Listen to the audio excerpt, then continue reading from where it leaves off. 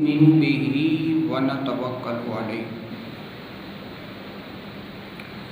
ونعوذ بالله من شرور أنفسنا ومن سيئات أعمالنا من يهده الله فلا مضل له ومن يضلله فلا هادي له ونشهد أن لا إله إلا الله وحده لا شريك له ونشهد أن محمدا عبده ورسوله أما بعد فأعوذ بالله من الشيطان الرجيم بفضل کرم بسم اللہ الرحمن الرحیم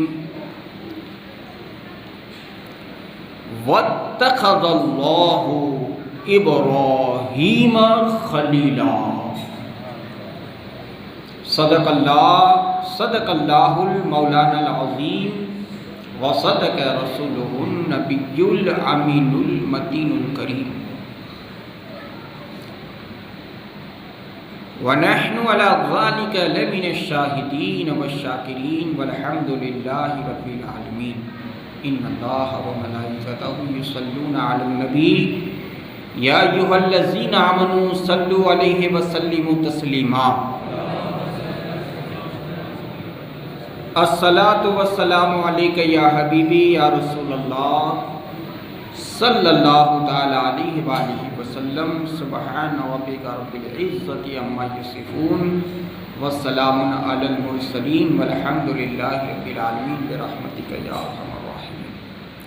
المرتجی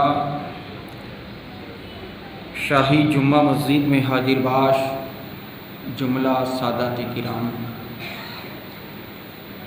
بالخصوص حضرت سید حاجی بابو، بزم میں حاضر باش جملہ حجاج کرام، حافظ ساحل صاحب اور جملہ ضعیف العمر میرے بزرگوں، ہم عمر ساتھی اور جیت بچوں، رسول اللہ صلی اللہ تعالیٰ علیہ وآلہ وسلم کے سنت خطبے کے بعد ربانی کلام، ربانی پیغام، ربانی سندیسہ رسول پاک صلی اللہ علیہ وآلہ وسلم کی بھاشا میں آپ حضرات کے کانوں تک پہنچا دیا ہے۔ جب تک مجھے وقت اجازت دے اس وقت تک کچھ لب کشائی کروں۔ اس سے پہلے بہتر و مناسب ہی نہیں بلکہ ضروری سمجھتے ہوئے اپنے آقا و مولا مکہ مدینے کے دولا جناب احمد مجتبیٰ محمد عربی مصطفیٰ ارواحنا فدا صلی اللہ تعالیٰ علیہ وآلہ وسلم کی بارگاہ میں اس یقین اور اس وشواس کے ساتھ کہ جب بھی ہم نبی پر درود پڑھتے ہیں، نبی ہمارے درود کو بھی سنتے ہیں، ہمارے سلام کے جواب کو بھی دیتے ہیں، اس ایمان اور اس وشواس کے ساتھ پوری ایمانداری، پوری بیداری کا ثبوت دیتے ہوئے ہر تشریف فرما عشاقان رسول بارگاہ رسول والے رسول میں جھوم جھوم کے بآواز بلند درود پاک پڑھیں۔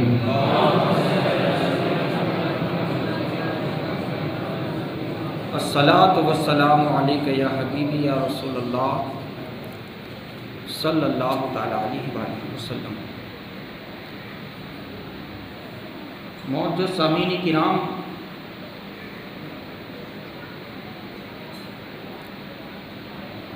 اسلامی 12 مہینے ہیں،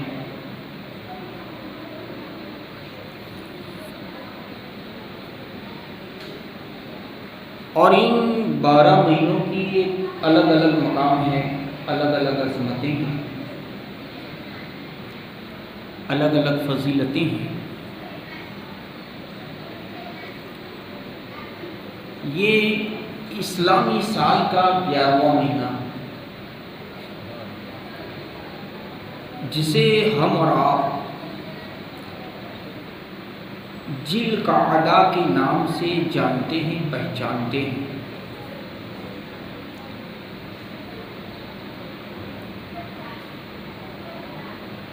اور ماہ ذی القعدہ کے بعد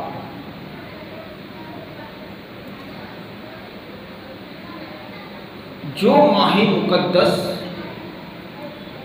جو مہینہ ہمارے پیش نظر ہونے والا ہے،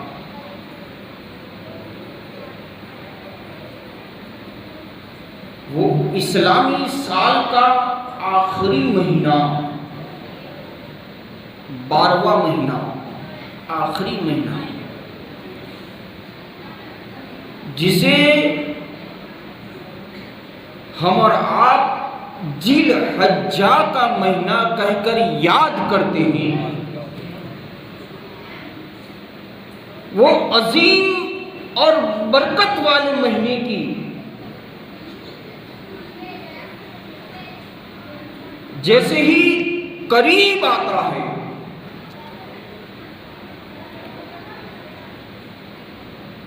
ہر ایمان والے کا دل حضرت ابراہیم کی طرف متوجہ ہو جاتا ہے۔ اس 12ویں مہینے میں خاص طور سے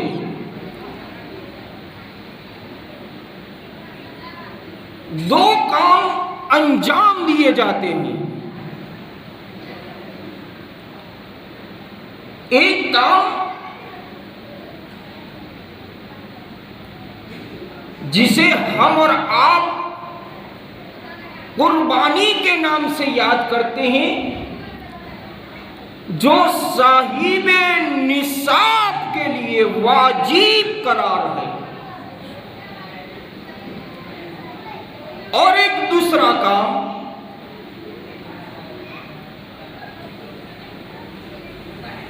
جو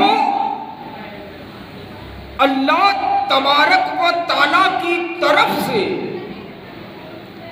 صاحب استطاعت پر ہر عاقل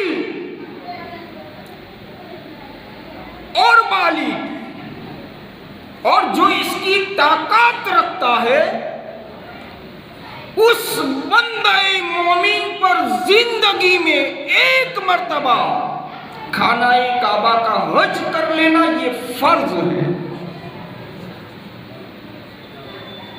دو کام، ایک قربانی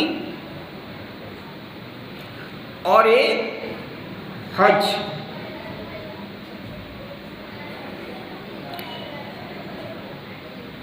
اب حج کے اندر جتنے بھی ارکان ہم ادا کرتے ہیں، کہیں نہ کہیں حضرت ابراہیم کی سنت پر مبنی ہے۔ حضرت ابراہیم خلیل اللہ کی یاد کو تازہ کرنے والے ہیں۔ اور دوسرا جو کام ہے واجب، یہ بھی حضرت ابراہیم اور حضرت اسماعیل ذبیح اللہ کی ایک یاد ہے۔ دونوں طرف ایک ذات پاک کی یاد آتی ہے۔ اس ذات پاک کا نام کل بھی ابراہیم تھا اور آج بھی ابراہیم ہے۔ اب ایسی عظیم ذات حضرت ابراہیم علیہ نبی یہ نام، اس مقدس ذات پاک کے تعلق سے میرا رب کیا ارشاد فرماتا ہے؟ ہم نے حضرت ابراہیم کو ابراہیم جانا حضرت ابراہیم علیہ السلام کو ہم نے نبی جانا، حضرت ابراہیم علیہ السلام کو ہم نے اللہ کا رسول جانا، مگر اللہ وحدہ لا شریک جو ساری عالمین کا تخلیق کرنے والا وہ رب حضرت ابراہیم کے تعلق سے قرآن پاک میں کیا ارشاد فرماتا ہے؟ ارے دوستو،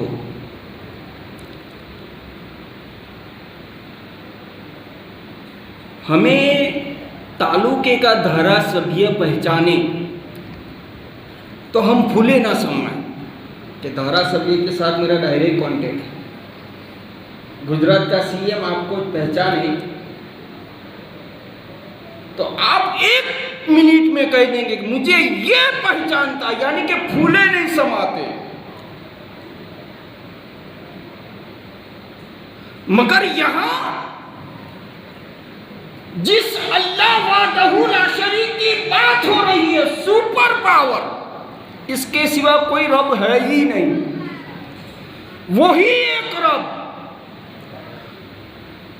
اور وہ رب کریم، وہ اللہ رب العالمین کی ذات پاک حضرت ابراہیم علیہ السلام کے تعلق سے قرآن میں یوں ارشاد فرماتا ہے، ابراہیم خلیلا، ابراہیم تو میرا خلیل ہے، ابراہیم میرا دوست ہے۔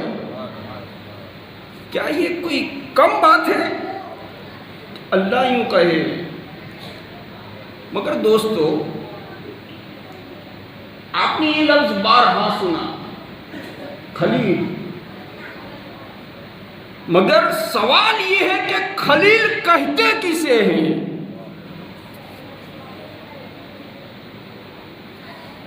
خلیل کی تعریف کیا ہے؟ اللہ خلیل بنائے، اللہ جسے اپنا دوست کہے، ابراہیم میرا دوست ہے۔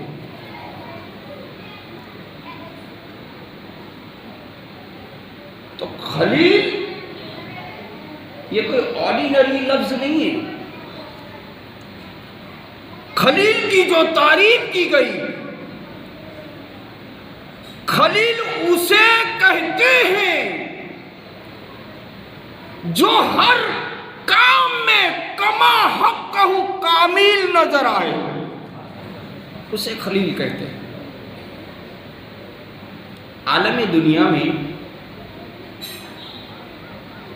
پوری انسانیت، کون کس مذہب کا ہے، مگر پوری انسانیت، پورا انسان، دنیا میں جتنے بھی انسان ہیں، ان تمام انسانوں کی 3 چیزوں سے محبت۔ ایک، انسان سب سے زیادہ اپنی جان کو چاہتا ہے۔ اپنی جان کسے پیاری نہیں؟ اور اللہ وحدہ لا شریک نے بھی انسان کو جان کی حفاظت کرنے کو کہا۔ میرا رب بھی اتنا کریم کہ اگر تمہارے سر پر، تمہارے دماغ پر کوئی ریوالور رکھ دے، بندوق رکھ دے، اور تم سے یہ کہا جائے کہ اللہ کے ایک ہونے کا انکار کر دو، تو اسلام میں اس بات کی اجازت دی گئی، اس بات کی پرمیشن دی گئی کہ ٹیمپر والی جان کو بچانے کے لیے انکار کر دو، جان کو بچا لو۔ جان کتنی مہتو ہے۔ آپ بھوک سے مر رہے ہیں، مگر مرا ہوا جانور، کسی بھی حرام چیز، جہاں اسلام نے پوری انسان جس چیز کو حرام کیا، مگر جب جان کا مسئلہ بنایا، تمہاری جان پر آ گئی تو اسلام آپ کو یہ پرمیشن دیتا ہے کہ جان بچانی ہے تو حرام کھا لے. جان کا کتنا مہتو ہے. تو انسان جان کو سب سے زیادہ محبوب رکھتا ہے. جان کے بعد اولاد. انسان کو سب سے زیادہ اپنی جان کے بعد اگر کسی شے سے کسی چیز سے محبت ہے تو وہ اولاد ہے. اور اولاد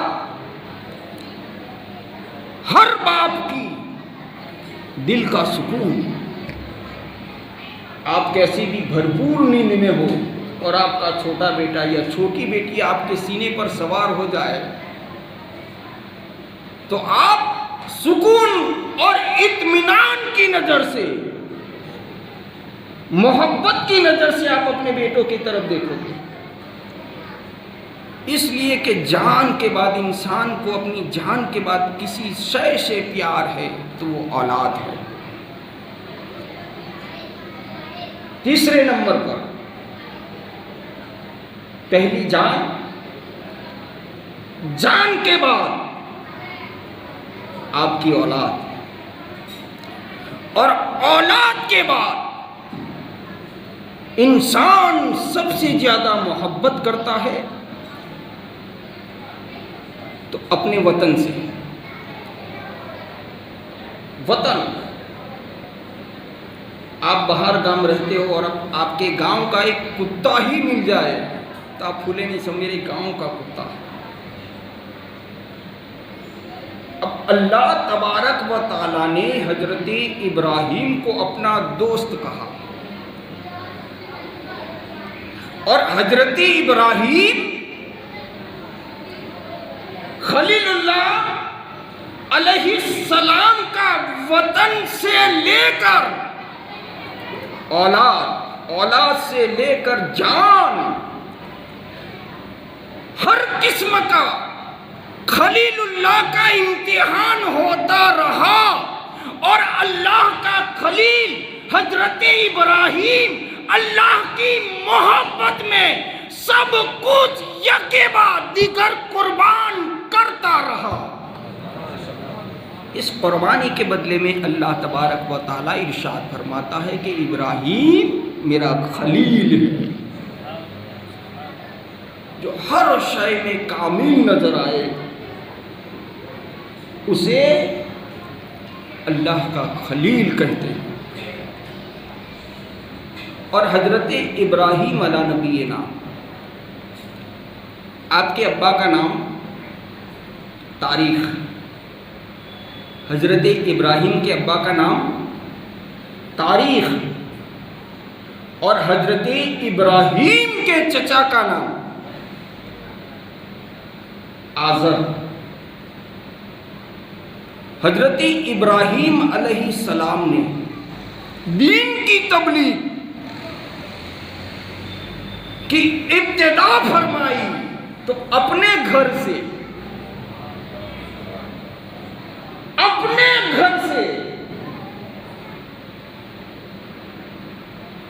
آجر, ان کا دھندا یہ تھا کہ آپ بت بناتے تھے, مورتی, اور مورتی کا دھندا کرتے تھے. حضرت ابراہیم ارشاد فرماتے کہ چچا یہ بت ہے, کسی کام کا نہیں. ایک دن تو ایسا بھی ہوا کہ حضرت ابراہیم کو بازار میں مارکیٹ میں لے کے گئے آپ کے چچا آزر کہ چلو دھندا کریں, بزنس کریں.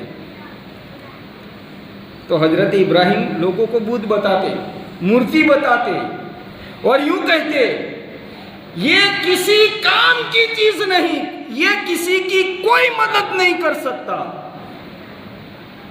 تو آجر کہتے ہیں کہ ابراہیم دھندے کو بڑھانے آئے ہو کہ دھندے کو چوپٹ کرنے آیا. تو اس وقت حضرت ابراہیم علیہ السلام جواب دیتے ہیں کہ دھندا چاہے کھل جائے چاہے بند ہو جائے, میں اللہ کی پہچان کروانے آیا ہوں، میں اللہ کی پہچان کرواتا رہوں گا۔ یعنی کہ حق بات سب سے پہلے حضرت ابراہیم نے جو کی وہ اپنے گھر میں، اور ہمارا تمہارا حل کیا ہے؟ بیوی بازار میں کتنا بھی پانی بہائے ہم نہیں کہیں گے، فالتو خرچ ہے کہ نہیں؟ عورت مارکیٹ میں بے پردہ نکل جائے ہم کچھ نہیں کہیں گے۔